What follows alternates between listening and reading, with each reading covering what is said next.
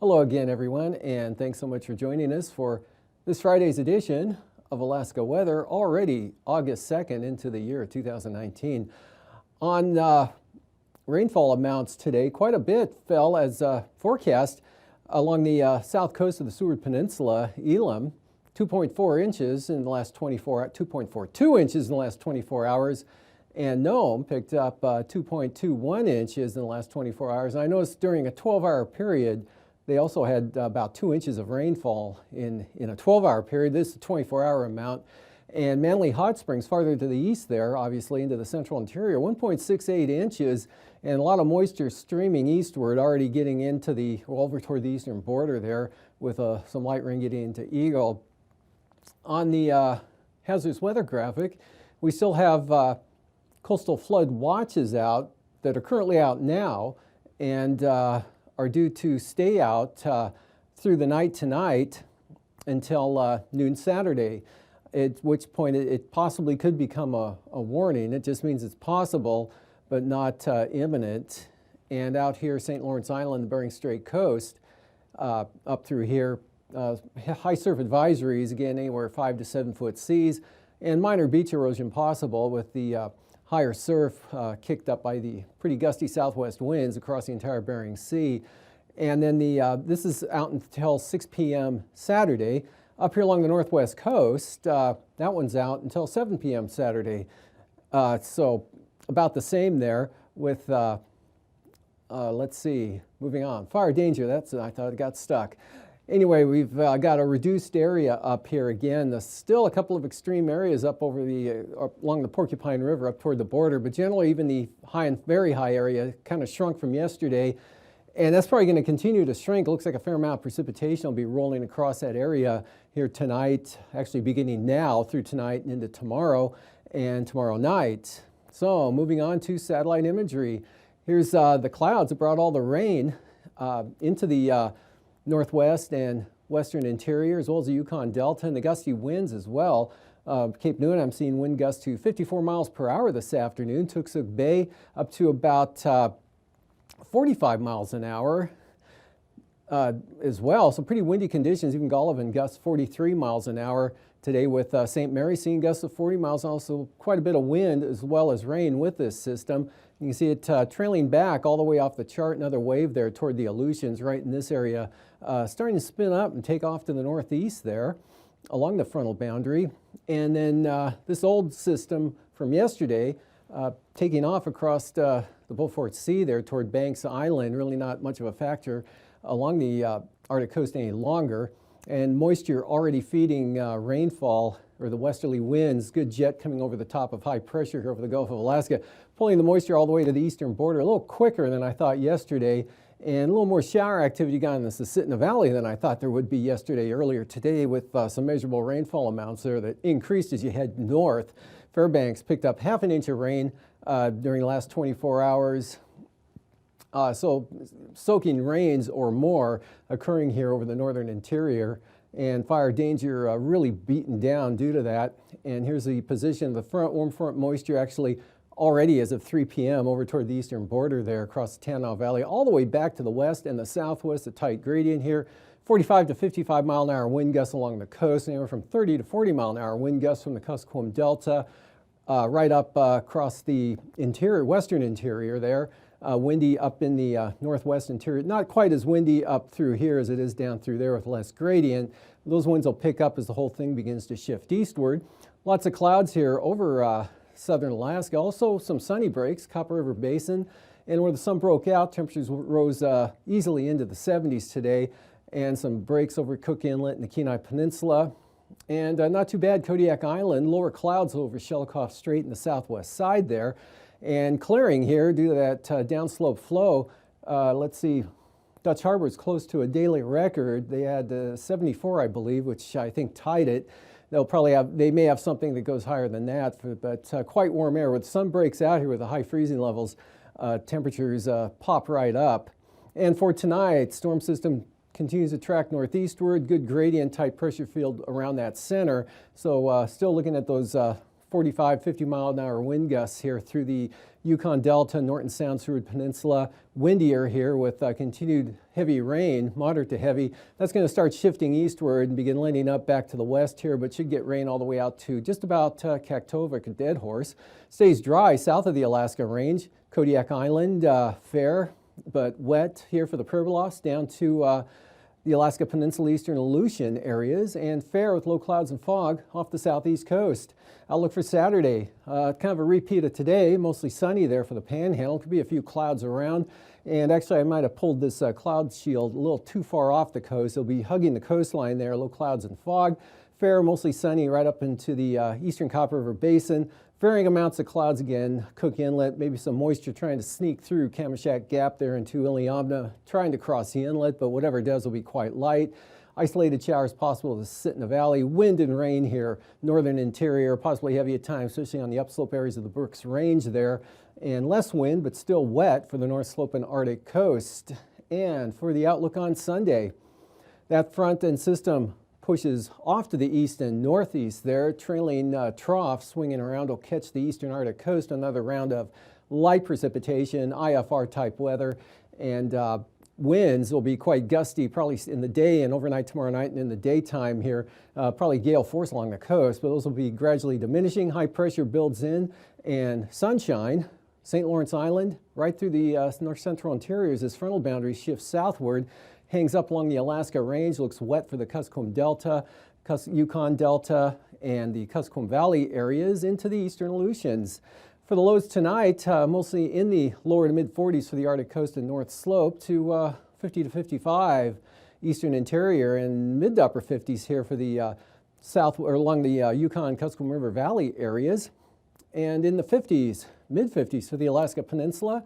And the Aleutians even in the lower 50s there for mild conditions in that area, and lower to mid 50s for the Panhandle. Highs tomorrow, mid 60s, call it to possibly mid 70s over the southern southeast coast.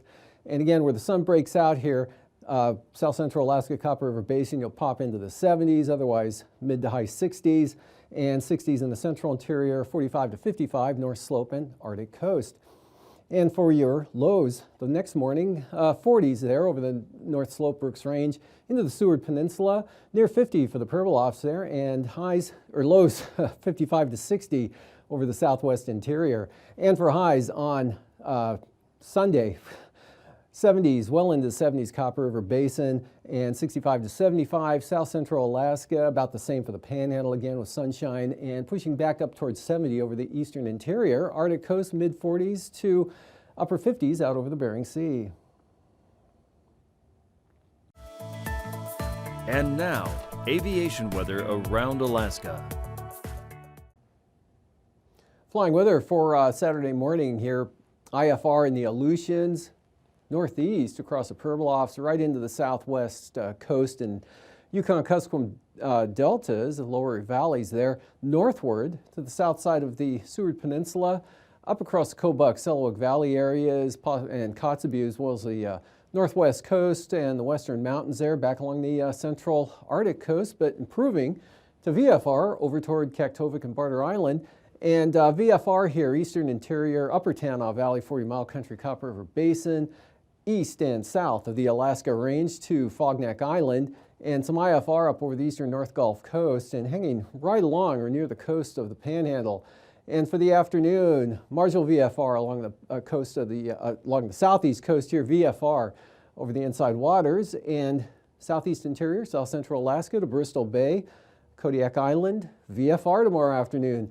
And you can see this band weakening here, the frontal boundary, still some IFR from the central interior up into the eastern Beaufort Sea coast and back to the west in that wraparound moisture here along the northwest coast. VFR breaking out, St. Lawrence Island and into Norton Sound, the Lotto Hills and Yukon Delta. IFR from, just near Bethel here, back across the Pribilofs and the southern Bering Sea and Aleutians, IFR, through the day. And that holds through Sunday morning as well for IFR and expands northward again, but St. Lawrence Island still in the VFR zone, as well as the Bering Strait, Yukon Delta, Nunivak Island. Narrow band here along that frontal boundary that's kind of hung up here across the southwest, but looks like IFR into possibly Dillingham, marginal VFR possibly into King Salmon, and south central Alaska Copper River Basin and Northway Tok, but not Teagle, will be VFR. And about the same pattern for the southeast coast with low conditions hanging right along the coastline, VFR inland. That holds through Sunday as well, Sunday afternoon. VFR over the interior areas, some marginal VFR possible there for Elfin Cove on up to Yakutat and possibly Sitka. Marginal VFR along the Alaska Range here. Through the Kuskokwim Valley, again, that frontal boundary slowly weakening, but still about the same position there. IFR there, Togiak Bay, Cape Newingham, into the southwest mountains. And looks like St. Paul just into the marginal VFR for Sunday afternoon. St. George still in the IFR, and the Aleutians IFR. Not bad up here in the north, but from the Brooks Range on out to the Arctic coast, pretty marginal. And Atuvik IFR tomorrow, and expect the same for Adigan IFR. And Atuvik may go marginal VFR, could see some improvement later on in the afternoon, so that's possible. And for Lake Clark and Merrill, VFR, marginal VFR possible here on the western entrance. Both passes, same thing for Rainy. Any marginal VFR will likely be on the western entrance. And for Windy, kind of bouncing around, not really a trend here, but marginal to VFR throughout the entire day. And for Isabel, VFR, hopefully, optimistically, there'll be clouds around, but hopefully of the VFR variety. And Ventest will be VFR, as well as Tanita, VFR, Portage, VFR, Chilcoot White, VFR, probably through the weekend. And for freezing levels here, really warm air mass aloft with the main jet back from southwest to northeast here along the gradient up to the north. So we've got 6,000 to 10,000 feet here from the Arctic coast to the Brooks Range. Otherwise, 12,000 to 14,000 feet southern Alaska into the Aleutians, or southern Bering Sea and Aleutians. And icing, that flow of moisture here, look for, you got to get up above 13,000 feet here for the eastern Aleutians, the Pribilofs, and then sloping down to about above 7,000. This area really weakening, starting to wash out. Best chance for icing to be earlier in the day, diminishing, but this southern portion holds together pretty well. Jet stream, high pressure here south of Kodiak Island, ridging up across the panhandle. Got westerly flow coming out of the Sea of Okhotsk and about 80 knots here, linking up with southwest 70 knot flow, where the two combined puts a squeeze in the atmosphere. We've got a 100 knot west southwesterly jet right through the central interior. 9,000 feet, pretty strong as well, anywhere from 50 to 60 knots. Southwest winds right into the interior. Only 25 there around that low, and even lighter for the western Aleutians, about 25 to 40 across the western Alaska Peninsula. And 3,000 feet, just 5 knots for the panhandle. 25 to 45 southwesterlies through the central interior, lighter out over the Aleutians. Turbulence-wise, light to isolated moderate chop or considerable moderate chop, pretty likely for small aircraft over the shaded areas in the interior, as well as the western Alaska Peninsula to about Atka Island.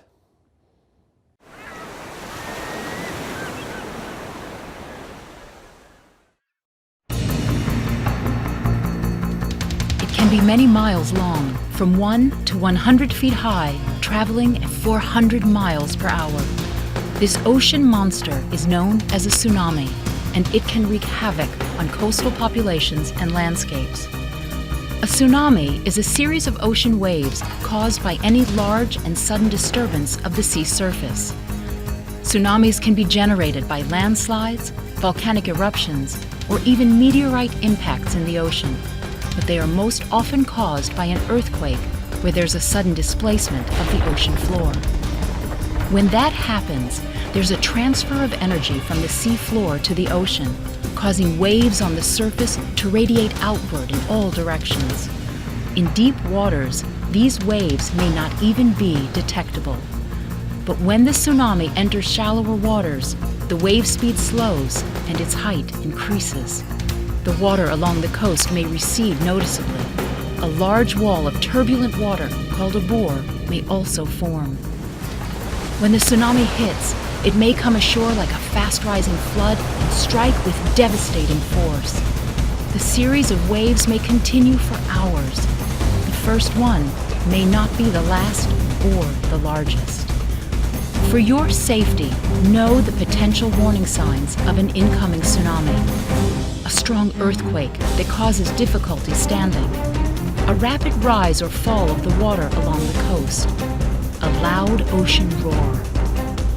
When you're in a coastal area, it's important to keep alert for messages from local officials, such as lifeguards, police, the U.S. Tsunami Warning Centers, and NOAA All Hazards Radio. If you find yourself in a location of a tsunami strike, here's what you need to do to stay safe. Keep calm.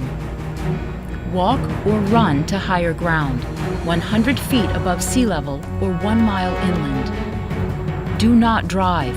Keep roads open for emergency vehicles. If you cannot move to higher ground, use the stairs to get to the 3rd floor or higher in a sturdy building. Follow all instructions from local officials and stay out of coastal areas until authorities issue an all clear. Tsunamis can strike any coastline in the world and can affect locations thousands of miles away from where they formed. They may be uncommon, but the devastation they cause makes them a deadly force in nature. For more information on tsunamis, go to the following sites.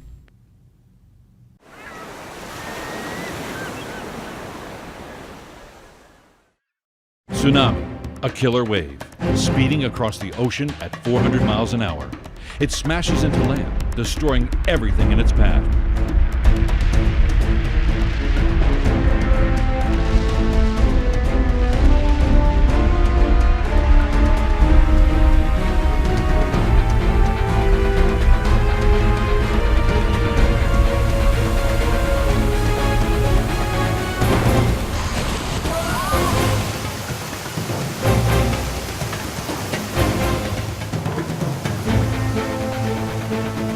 Tsunamis do not have a season, but they can strike any coast at any time.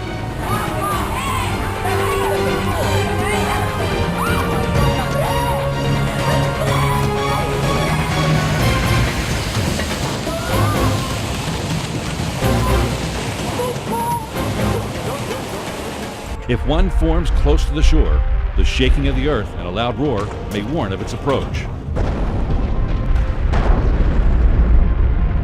But when a tsunami forms across the ocean, it can take hours to reach the shore, enough time to warn people to move to higher land. Over the past 20 years, NOAA has developed DART, a real-time monitoring system that provides data for forecasting tsunamis. The DART systems have been deployed in earthquake-prone areas throughout the ocean, including the Pacific and Indian basins. A DART system combines a surface buoy and a sensor on the ocean floor. This sensor detects changes in water pressure and seismic activity and transmits the data back to the surface. If these changes indicate a tsunami may form, the buoy signals an alert via satellite to the tsunami warning centers in Alaska and Hawaii. Back at the centers, scientists plug the data into pre-existing models. These models predict the height, the arrival time, and the coastal locations that the tsunami will hit. Watches and warnings are issued to the affected communities so preparations can begin. Today, 47 DART stations are positioned all around the world, ready to detect and warn coastal communities about the next potential tsunami. With the DART system and tsunami warning centers in place, we are now better prepared to predict a killer wave before it strikes.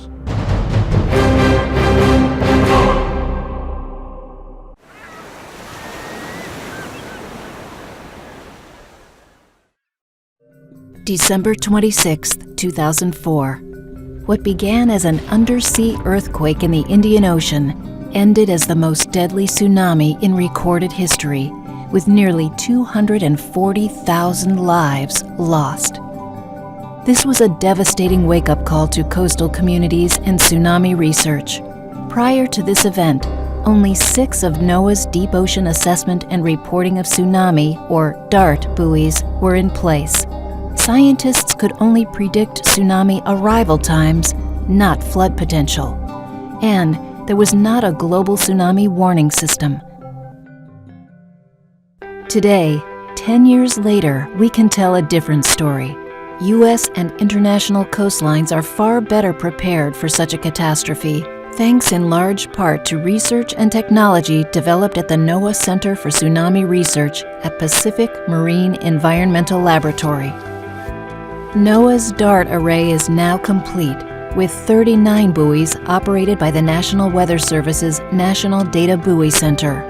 Along with 21 international buoys, this array can measure a tsunami wave as small as 1 centimeter in the open ocean and provide these data in real time to forecast when a tsunami may hit the coast and how much flooding there will be. NOAA scientists and engineers are currently testing the 4th-generation DART buoy that will be able to measure local tsunamis as well as distant ones.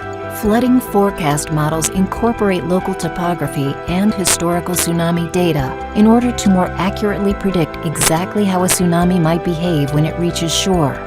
NOAA has 75 site-specific models that can provide high-resolution flooding forecasts for effective response and mitigation during a tsunami event. NOAA has gathered data from every tsunami since 2004 to improve its forecast models.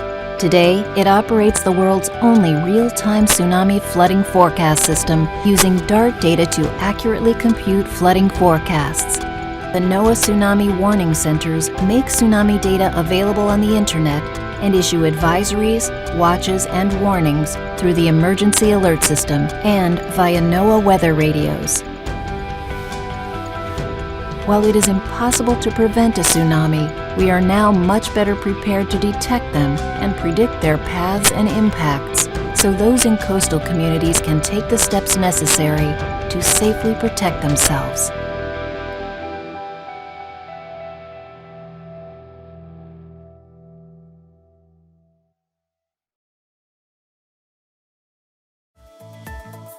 And now, marine weather around Alaska.